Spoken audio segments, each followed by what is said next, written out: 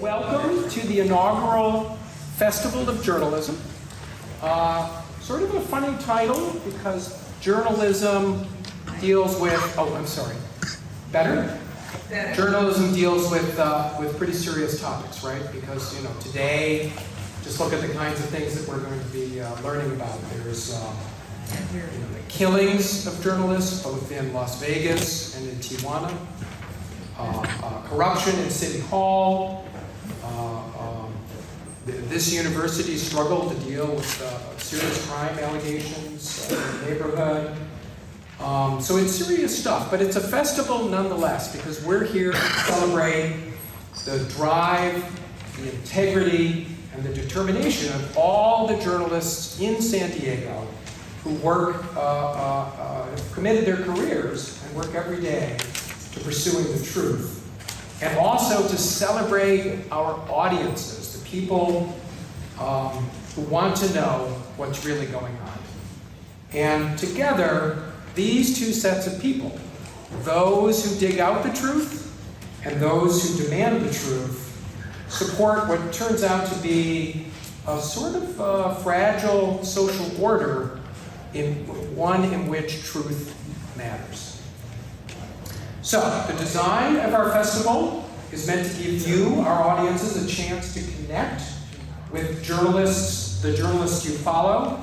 We have today journalists from Voice of San Diego, KPBS, iNewsSource, the journalism department here at San Diego State, Asian Journal, the Filipino Press, El Latino, La Prensa, Punto Norte, Telemundo, TijuanaPress.com, SD Monitor News, the LA Times, and others, including the Union-Tribune. I guess I should have introduced myself to you. I'm Jeff Light, the editor and publisher of the UT. Thank you.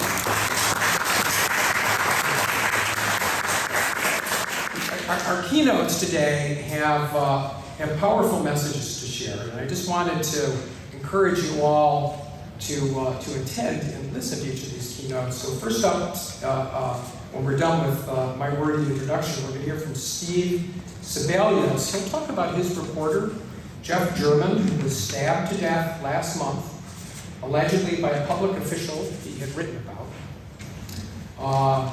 An important talk because journalism in this country is getting dangerous, and that's something we should all be super concerned about.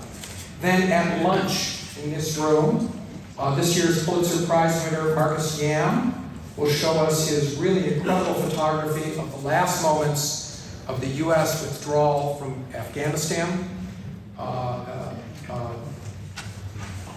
Marcus was, I believe, the last journalist there as the U.S. retreated from the airport in Kabul. Harrowing work, courageous journalism by Marcus Yam. And then, at the end of the day, 3:30 maybe? Who knows the time for the final keynote? 3:45. 3:45.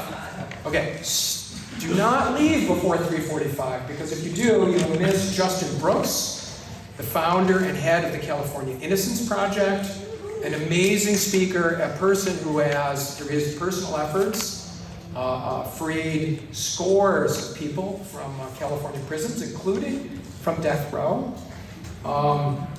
And he will tell, to me, a very powerful story about the effects of bias and false narratives and misinformation and how those things have cost people their lives and their freedom. And also that it's a story about the responsibilities and powers both of journalists and all of us to be committed to pursuing the truth. Okay, so please enjoy today. Ask questions. Tell your friends about this thing called local journalism. A little later today, we have sessions on the journalists of Tijuana and an airing of a documentary about Tijuana journalism. And we'll be announcing a Baja California Journalism Contest, sponsored by the Union-Tribune and the U.S.-Mexico Studies Center at UCSD. So look forward to that and spread the word about that. And with that, I'm going to step aside and introduce Temple Northup, Director of San Diego State's School of Journalism and Media Studies, and our partner in this inaugural Festival of Journalism, Temple.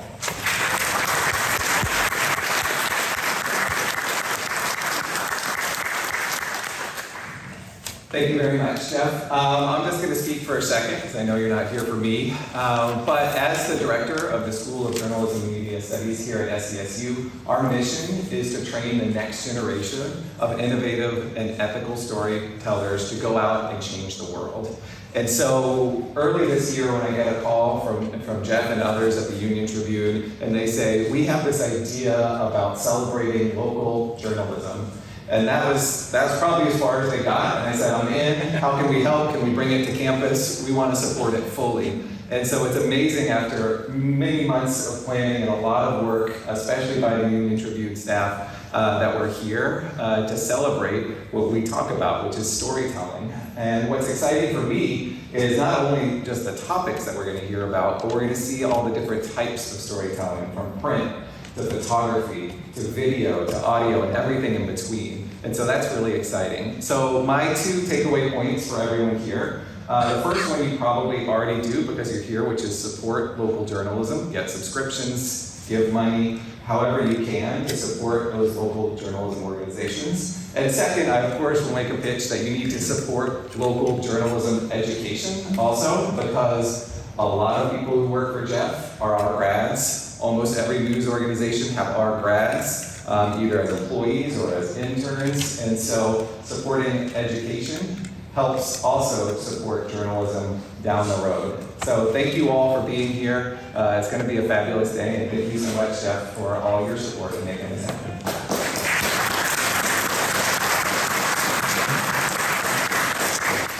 Excellent. Thank you, Temple. And again, the idea of this event is to bring together all the local journalism organizations in town. Not so easy to do, but I think we're off to a great start. And so in that spirit, I want to introduce Terrence Shepard, the news director of KPBS. Terrence?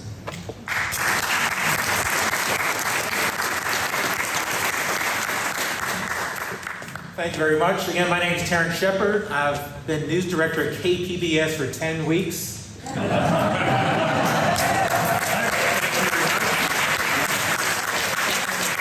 I want to say that everyone I've met, every single individual in San Diego has shown the utmost in hospitality, kindness, and generosity in getting me introduced into the community, especially the journalism community here.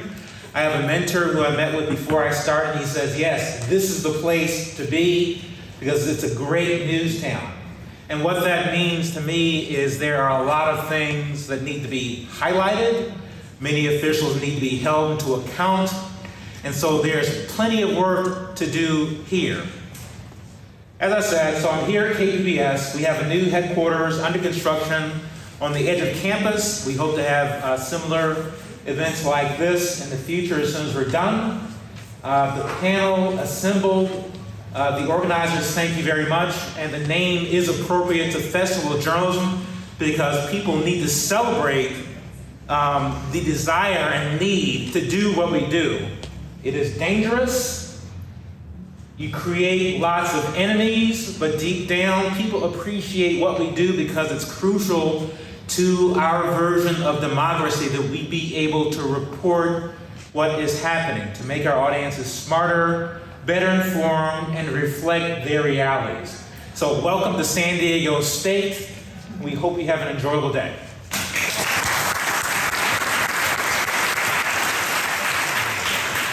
Okay, excellent. Thank you, Terrence. Okay, now it's time to get started. It's my pleasure to introduce Steve Sebelius. Steve's the government and politics editor for the Las Vegas Review-Journal, Nevada's largest newspaper. He's been a journalist for more than 30 years. And most notably, what brings him here today is he's the editor and also the friend of Jeff German, a journalist who was killed because of his work pursuing the truth in his town. So to speak about the importance and the risks of journalists, Steve Sebelius. Steve?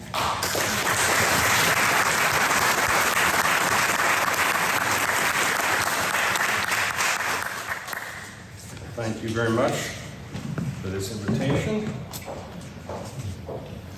Take these off. Yeah, thank you very much. I'm going to hold this because it's tall. Sure. Oh. How about that? All right. I just want to say at the very top, I'm thrilled to be here at the inaugural Festival of Journalism. I think this is a great idea. It's the people who came up with this idea. My hat is off. I think it's absolutely terrific, and I hope that this is the first of many festivals of journalism, that we keep doing this, and I promise I will attend in the future. Some of you may be familiar with your sister paper, the Los Angeles Times. They have an annual festival of books, which I'm a big fan of, and I attend that one every year. Each year at this festival of books, starting when it was at the campus of UCLA and then continuing on when it was the campus of USC, there was a panel about the future of journalism. And I would attend that panel every year because I was intimately interested in the future of journalism, since I've done pretty much nothing else my entire life. But then one year, there was no panel on the future of journalism. It just disappeared from the schedule. I thought, well, that's probably just an anomaly. They may have forgotten. We'll wait till next year. No, Festival of Journalism next year. Didn't happen. For subsequent years, there was nothing. And so I can only conclude that they had given up on the future of journalism. But never fear, because in recent years, those panels have returned. The journalists of the Times have come up with panels that talk about journalism, talk about the importance of what they do. There was even a panel this last year where you could ask the editor. You could go and ask the editor questions. So of course I attended that panel with one burning question: do you have any openings? I didn't get to ask that. No, maybe next year we'll do that. Now I wish I was here today to talk about the future of journalism. I wish I was here to talk about the state of our business, or the transition to the digital space. I know there's a seminar later today about how long will print newspapers last. I hope for a long time, because that's how I read the news. I get the New York Times and the Las Vegas Review-Journal every day. I look through them, start front to back, each story. That's how I read it, and so I hope it lasts for a long time. I wish I was even here to talk about, how do you cover politics in an age when things are so polarized. But I'm primarily here to talk about something else, the death of one of my colleagues and a close friend, Jeff Garrett, allegedly in the hands of a person who objected to Jeff's reporting. Now, to say that the Review-Journal was shocked at Jeff's death is an understatement. I think our media is still coming to grips with everything that happened and what it means for all of us and for our profession. But before we talk about Jeff's death, I want to talk to you a little bit about his life. Jeff was a born reporter. I first met him when I started at the Las Vegas Sun back in 1993. He was already a legendary investigative reporter back then. He worked on some of the biggest Las Vegas stories, the end of the mob era and the dawn of an even darker time, the corporate ownership of casino. I mean, you laugh, but look, the mob never charged people to park at a casino. That came only to corporations. Now, of course, I joke, free parking was a birthright for all Las Vegas. Here in San Diego, you guys are saying, cry me a river. They charge me to park in my own driveway. Jeff covered the ignominious exit of Jerry Tarkanian from UNLV. Some of you may remember that story. It caused a huge rift in the Las Vegas community. There was a division between those who said, win at all costs, and those who said, no, we have to have integrity in sports. This being Las Vegas, of course, the win at all costs faction was the dominant faction. And I mean, honestly, you pose one time in a hot tub with a sports picture and you get cancer. It's really not fair. Jeff did his work with a network of great sources that he built up over long hours digging for news. It didn't hurt that one of his mentors was a former Nevada governor by the name of Mike O'Callahan, who was still plugged into the state's political scene, and when someone wanted to run for office, they came to kiss the ring of Mike O'Callahan, and he would bless them or he would tell them to get lost. These were the days before the internet and before cell phones were ubiquitous. So Jeff carried a little black address book with all of his sources. It was one of his most prized possessions. The only thing he carried in and out of the newsroom every day, he never left it unattended. And if you needed a phone number, if you needed help with a story, Jeff was there. He was very collaborative. We had a tight-knit group in the newsroom in those days. We were the little afternoon daily newspaper competing against the big daily, the smug Las Vegas Review-Journal, where Jeff and I both ended up. Jeff had this unerring knack for knowing where the latest hangout was for all the political people. He didn't do it because he liked to socialize. He did it because that's where the sources were, and he went to where the sources were, even after hours. He was always working.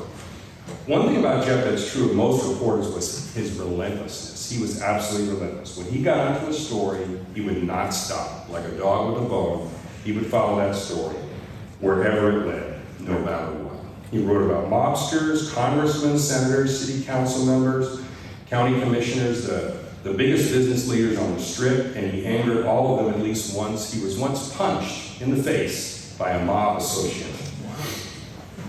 We always used to joke about retaliation, from people who were the subjects of stories. Once, Jeff had written about a city councilwoman who was very controversial, and she sent a box of donuts to the newsroom. Now, Jeff refused to eat or even touch one of the donuts because he thought they might be poisoned. I shared with him the old Big Daddy Unruh quote and grabbed a donut and ate it, and I'm still here, so they weren't for that. At the Review-Journal, Jeff wrote about the very powerful people, such as the head of our Las Vegas Convention and Visitors Authority, a man who makes more money than the President of the United States. This is the agency that sort of monetized it. What happens here stays here slogan that you probably all have heard of because it's probably the most ubiquitous marketing slogan ever created in history. He uncovered very lavish spending at this agency. The fact that this guy who made more money than the President of the United States was taking Southwest gift cards and using them at the expense of the agency, that led to his early retirement. And you're asking the question, why does a guy who makes so much money fly on Southwest? That's an excellent question. We were never able to determine that.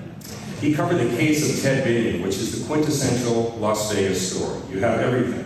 Checks all the boxes. A stripper, a casino boss, buried silver somewhere in the desert that's yet to be recovered, and murder, of course. Jeff turned that into a book. He wrote about the 1 October shooter and uncovered a fact that people didn't really know at the time, which was that that person tried to shoot a fuel tank and tried to get that to explode before he unleashed his fire on the crowd.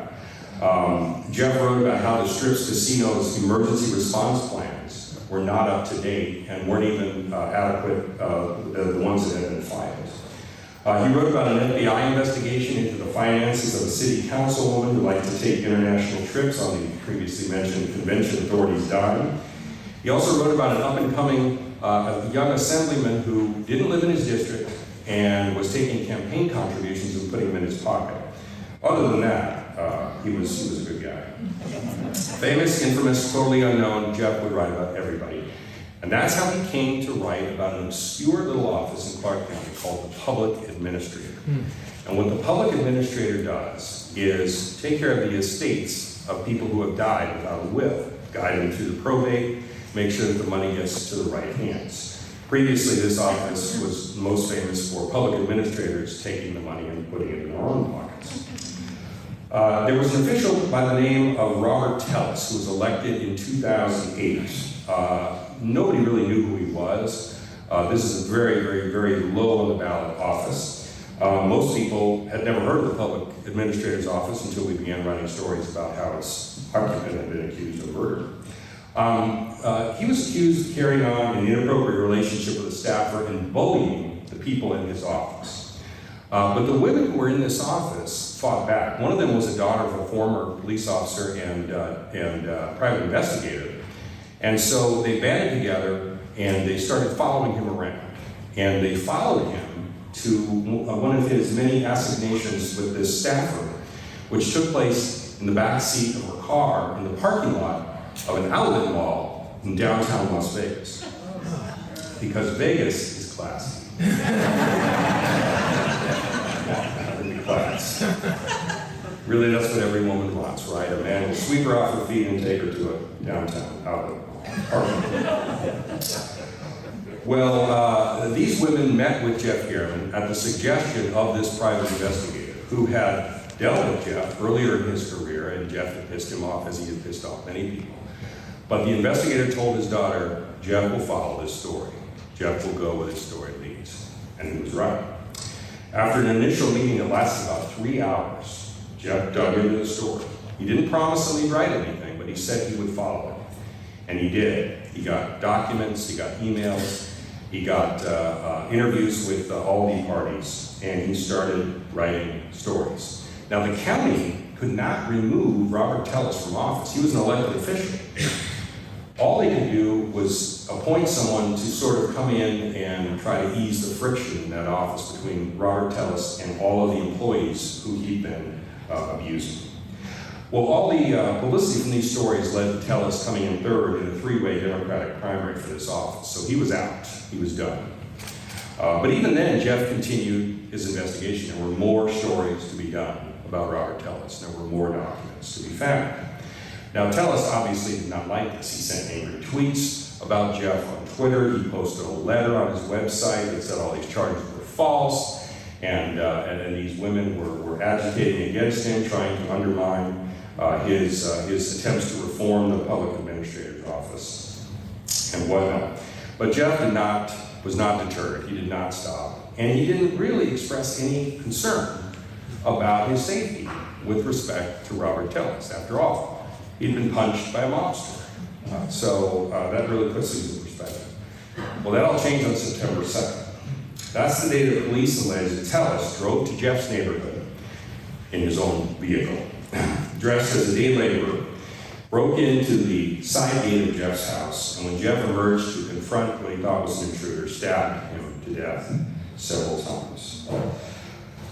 Suddenly, the Review-Journal's newsroom was not only grieving a colleague, but also covering that colleague's murder. Police released surveillance footage of a person walking through the neighborhood and also a photograph of the car. And one editor immediately recognized Tellis as a potential suspect in this murder. So with a photo of the car in hand, reporters looked up Tellis's address. And what do you know they found on Google Street View? Tellis's house, the exact same vehicle parked in front of his house. A discreet drive-by with the reporters found that Tellis was actually there in his driveway, washing his car, paying special attention to the vehicle that had been used in the gifting. Which, by the way, in Las Vegas, as you know, we have a drought, and you're not allowed to wash your car in the driveway. So, in addition to the murder charges, and a big fine for wasting water. The police weren't far behind the Review-Journal on this research. The next day they showed up, executed a search warrant, took him in for questioning. He returned home to a media stakeout wearing an outfit that the police had given him because they'd seized his clothes as evidence. They finally had a DNA match from the crime scene to Tellis and confirmed what we had suspected for many days, which was that Tellis was the prime suspect. Police search later found several articles of clothing that were seen in the surveillance video that he had attempted to cut up. Why he didn't dispose of those elsewhere or burn them or anything else is a mystery, but then so is the fact that you drive your very distinctive personal vehicle to a murder. Now, it's hard to describe the emotions everybody felt at the time. There was anger, there was shock, there was horror, there was sadness. For me, there was a degree of incredulity. Of all the people that Jeff had written about, in his career, mobsters, casino bosses, union chiefs, all of those people, he was allegedly murdered by one of the most insignificant public officials in the entire state of Nevada. Now there's a new battle fighting, because when the police executed a search warrant at Tellis's home, they also executed a search warrant at Jeff's home for evidence.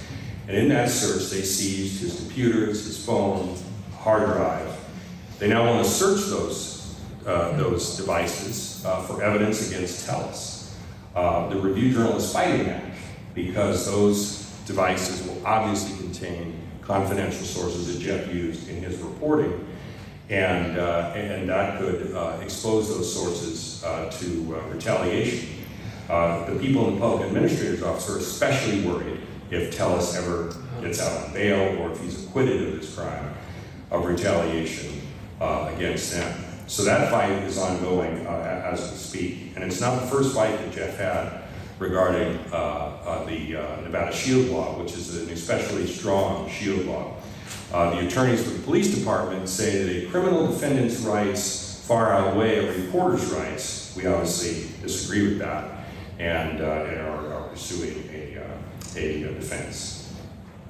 Now, we often hear about people getting canceled when they say something inappropriate, when they do something inappropriate, when something they did years ago is brought to light, when they mess up on Twitter or TikTok, they get thrown off of their platforms, they lose their jobs, they get kicked off social media, they have to resign their seat on the Los Angeles City Council. These things happen.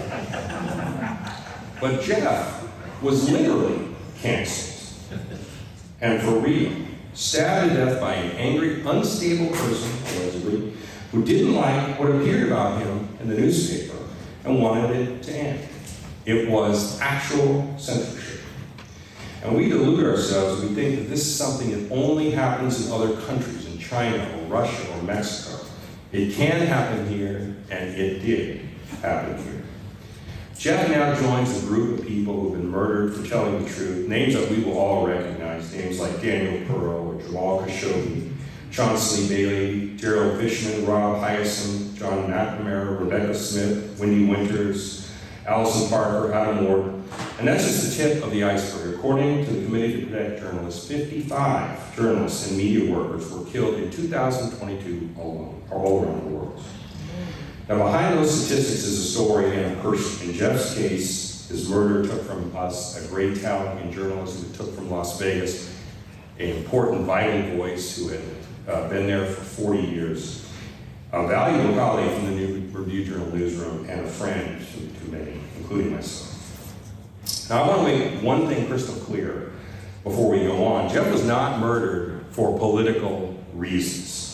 This was not a political murder. He was not murdered because Donald Trump and his anti-media rhetoric.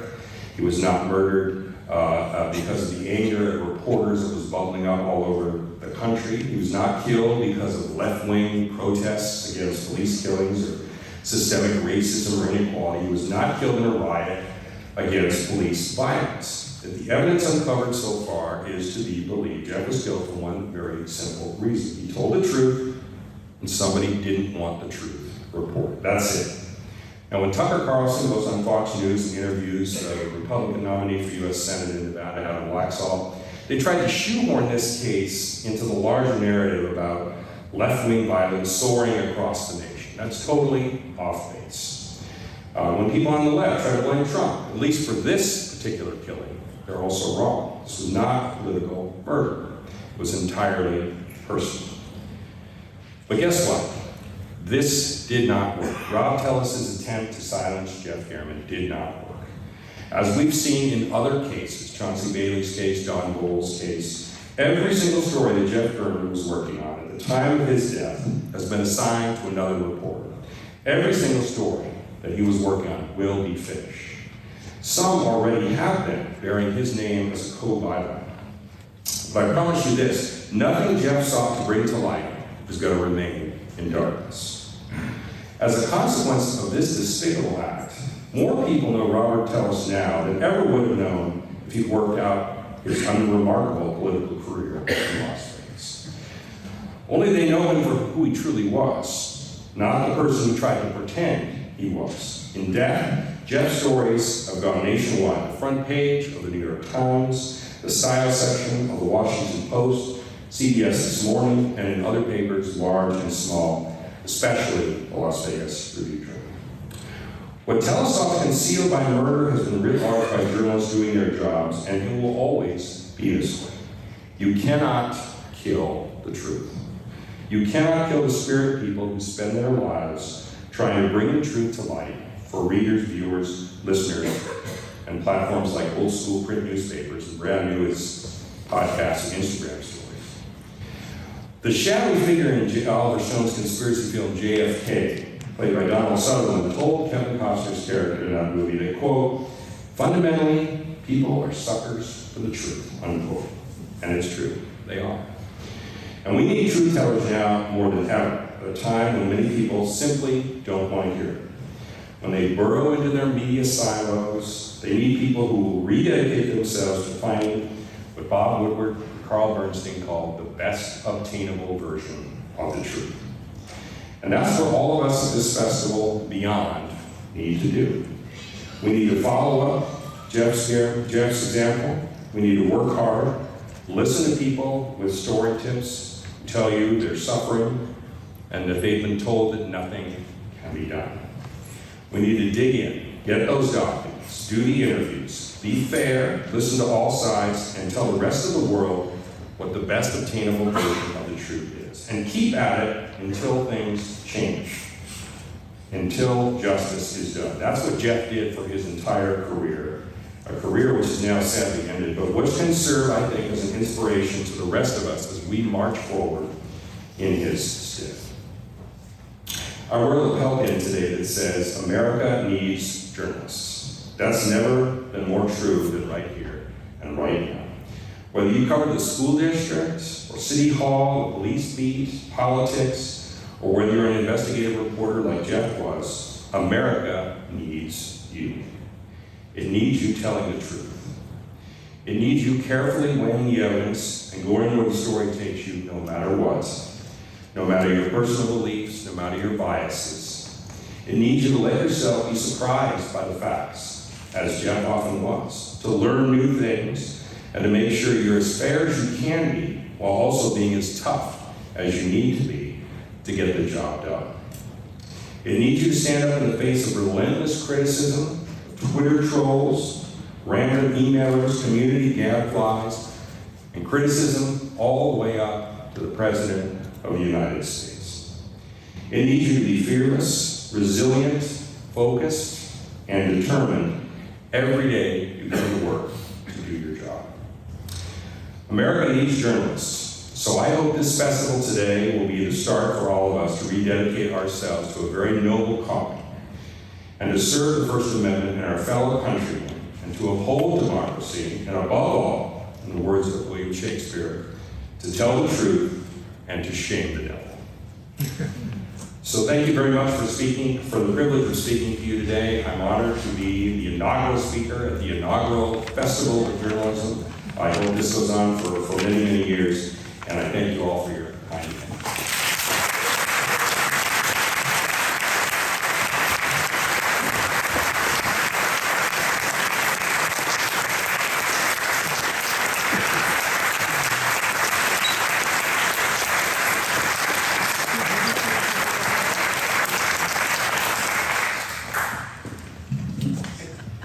Yeah, I don't know if we have microphones in the audience, but I think it would be good to have a little opportunity to ask you questions. And I'll just start with,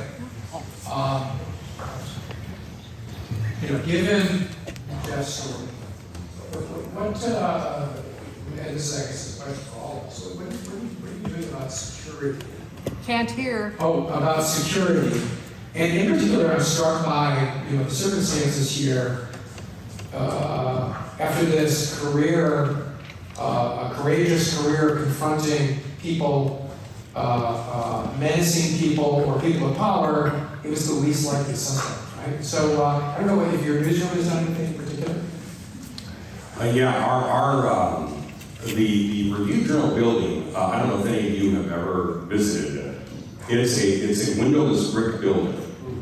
And ostensibly, it's a windowless brick building because the former owner, Donald Reynolds, who founded the Don Rand Media Group, which no longer exists, didn't want the Union pressmen to be able to smash windows. So there are no windows at the Review-Journal newsroom. It is a windowless brick building. There have been no changes that I can see in terms of security. We do have unarmed security officers there, but primarily the only person who really watches over the front gate of the Review-Journal is a cat that has taken up residence there. The cat has its own Twitter account if you want to follow that. It's RJ, the RJ cat. But I think internally, inside the newsroom, we definitely have taken a different approach. Things that people would say ordinarily that we wouldn't pay much attention to now get a lot more scrutiny. We had a reporter who was doing a story for our annual voter guide, and she called up a potential candidate for judge, and she asked him about an incident that happened in 1998, where he pled guilty to reckless driving in an incident. And he was very upset that this had been brought up 4 years ago when he lost a different race for judge, and now it was being brought up again. And he brought up Jeff Garriman in that context and said, this is why, look what just happened with Jeff Garriman. Well, ordinarily, this reporter probably would have blown that off. But instead, she told her editor, and then her editor told the executive editor, and we notified the Metropolitan Police Department, and they went and visited this person. And so then they reassigned the story to me, and so I had the pleasure of interviewing him for a lengthy amount of time. So I think things have changed internally, definitely. Things that we ordinarily wouldn't pay attention to.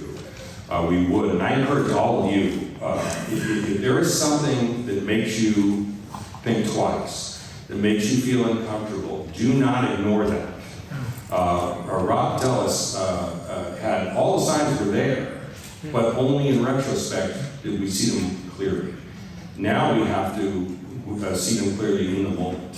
And so if there is anything that somebody says to you on the beat that you hear that you think might be threatening, you definitely should take that seriously and take precautions, because it is a much crazier world than it used to be. And these kind of things just can't be ignored any longer.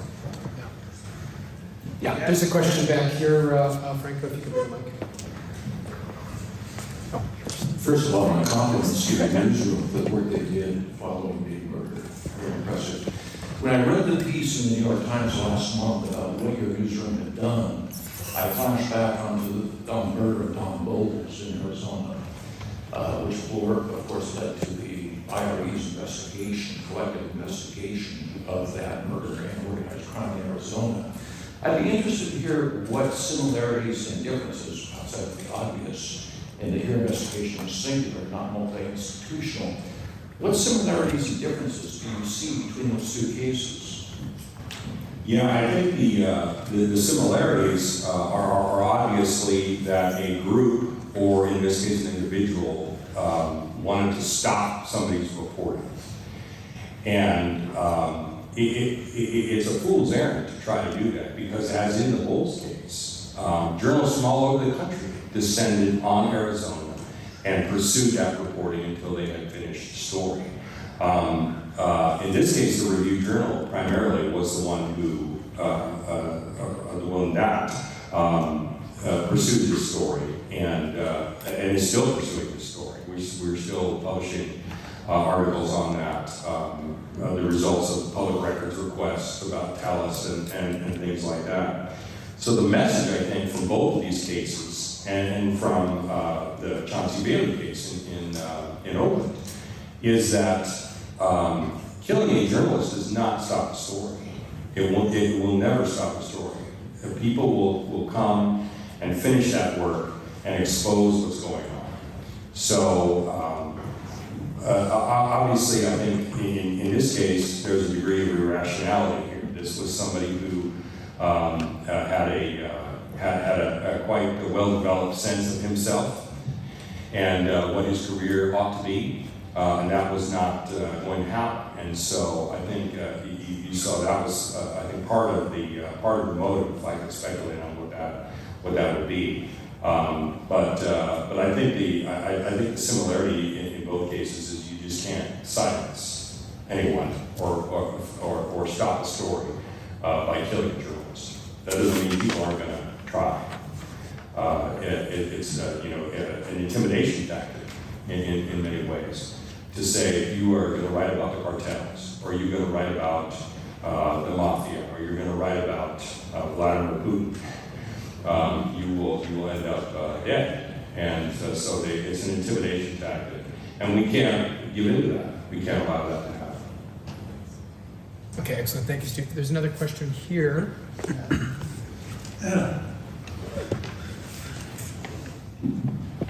My question actually is just a reminder.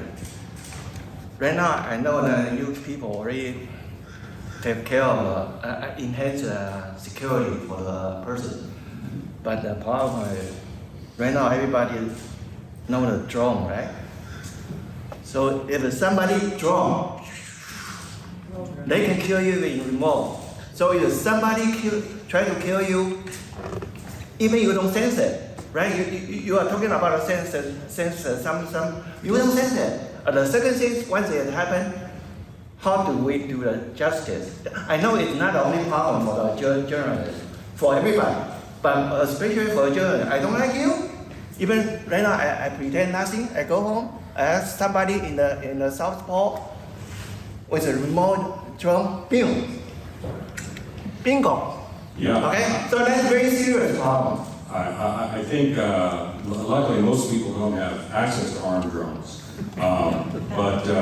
No, you can buy a regular drone and put a.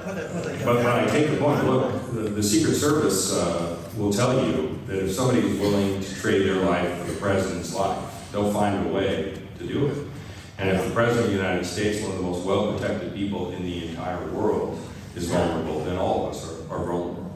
And so that's why journalism, I think, takes a certain degree of courage as well. That you have to reconcile yourself to the potential of retaliation and violence and recompense for things that you do. It takes courage. It is definitely not for the faint-hearted. Yeah, I think we've got time for a couple more questions. There was one back here.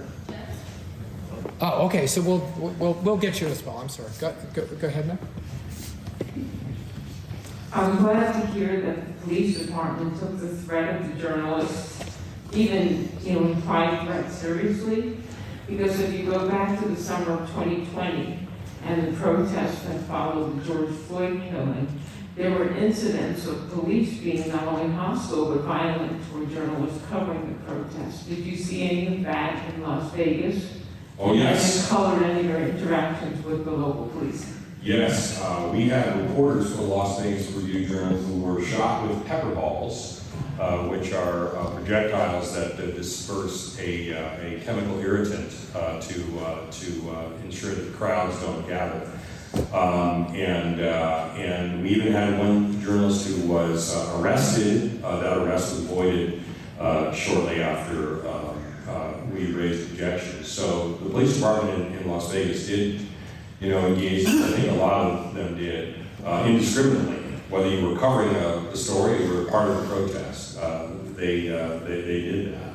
I'm proud to say, in this case, that the police department took Jeff's murder very seriously. They declared it a major case, brought in all the resources that they could, and they had it solved within just a few days. It probably didn't hurt that the sheriff of Clark County is running for governor. That's one way to get the endorsement of the Review-Journal.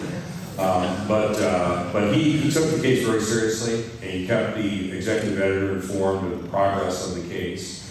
And so we were very appreciative of that. The Review-Journal has not always had the best relationship with the police department. I used to cover police when I was at the Las Vegas Sun, And there's always a degree of adversarial hostility between the two organizations. We want more information than they're willing to give. They screw something up, and we report about it. So there's always some hostility there. But that was forgotten in this case, and they did a great job in solving that. Excellent. I think Fiona's got somebody over here. Steve, great story. Quick question for you. Why did you get into this business, and what makes you stick around? That is a good question. I sort of fell into this business. When I was in college, I started working for the school paper because I worked for the high school paper. And I found I really liked it. I had a talent for it, and I enjoyed doing it. And so that's how I sort of got into it. What makes me stick around? I'm not smart enough to go to law school. Certainly not smart enough for medical school. But I really still believe in the mission of newspapers and of journalism, and the role that we have in serving democracy. It's not just rhetoric. It's a real thing. If citizens don't have the right information, they're not able to make the right decisions about how the country should go. And in a representative democracy, they need that. Whether they know it or not, whether they want it or not, they need that. They need that to make the right call. And I think when you see they have that information, more often than not, they do make the right call. And so it's an important role in society that I think is vital, and I'm proud to play the very small part I played at the Art Fair. Beautiful. And I think you guys are good? Oh, okay. So, Steve, thank you very much.